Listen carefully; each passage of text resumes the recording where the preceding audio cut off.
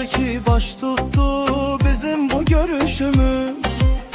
Sizi gördüm nihayet ay sinif yoldaşlarım. Sizden ötürü yüreğim bilin çok darıxmışdı. Mənə çox əziz olan ey bacı qardaşlarım. Sizi görce yanıma düştü gençli illerim.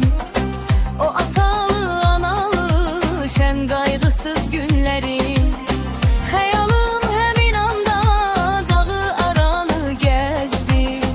Ötüp geçen illerin uşaqlıq xatirəsi. Qəlbimdən silinməzdi onun hər bir səhifəsi. Mənim üçün çox əzizdi.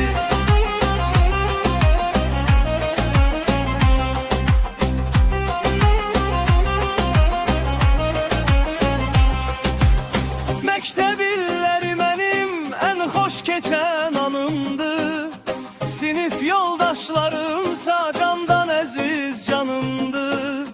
Bir vaxtlar əyləşdiyim əlvan rəngli partalar indi qalıbdı bizə o illərdən yadigar. Məzun olduqdan sonra düşünürəm başdayam. Sanıram ki mən yenə elə həmin yaşdayam. O vaxtdan bugünəcən çox çətin yollar keçdi. Hərəmiz özümüzə münasib peşə seçdi. Kimi həkim müəllim, kimi mühəndis oldu. Kimini vaxtsız əcəl əlimizdən aldı. Kimlər səfər eylədi vətəndən çox uzağa. Ailəsinə birazca qazansın çörək pulu. Kimi isə qəlbində daşıdı taleyinin ağır keder yükünü.